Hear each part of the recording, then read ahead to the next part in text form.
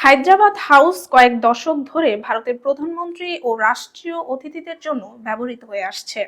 Bill Clinton, George W Bush, Gordon brown এখানে অবস্থান করেছেন।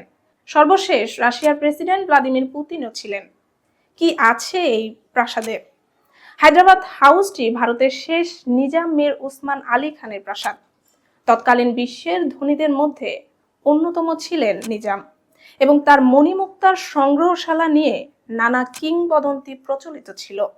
ব্রিটিশরা যখন ভারতের রাজধানী কলকাতা থেকে দিল্লিতে স্থানান্তর করেছিল, তখন নিজাম তাদের নতুন রাজধানীতে নিজের ঐশ্বর্য প্রদর্শনের সুযোগ পেয়েছিলেন।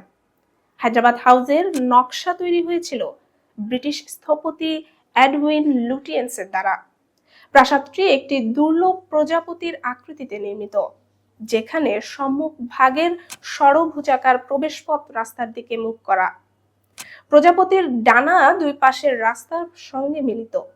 প্রাসাদটি প্রায় শতবর্ষী এবং নয়াদিল্লির ১ নম্বর অশোক রোডে অবস্থিত। হায়দ্রাবাদ হাউসের মোট কক্ষ সংখ্যা ৩৬।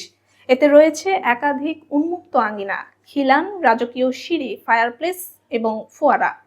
প্রায় সকল স্থাপত্য ইউরোপীয় শৈলীতে, তবে কিছু অংশে মোগল যুগের ছাপও রয়েছে।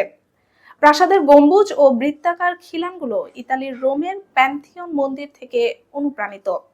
এছাড়া প্রথম তলার জানালার নকশা আয়তকার ও বৃত্তাকার শৈলীর সমন্বয়ে তৈরি।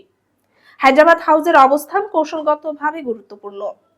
এর নিকটে ভারতের গুরুত্বপূর্ণ মন্ত্রণালয় ও অন্যান্য অতি গুরুত্বপূর্ণ বৈঠক ও সভা আয়োজনের ব্যবস্থা রয়েছে। ১৯২০-এর দশকে নির্মাণের সময় খরচ হয়েছিল প্রায় ২ লাখ পাউন্ড, যা মূল্যস্ফীতির সঙ্গে হিসাব করলে ২০২৩ সালের প্রেক্ষিতে দাঁড়ায় প্রায় ১৭০ কোটি রুপি। এই প্রাসাদের ঐতিহ্য, স্থাপত্য ও ইতিহাস মিলিতভাবে এটিকে নয়াদিল্লির সবচেয়ে জাঁকজমকপূর্ণ ও আকর্ষণীয় রাষ্ট্রীয় অতিথি ভবনের মধ্যে একটি হিসেবে দাঁড় করিয়েছে।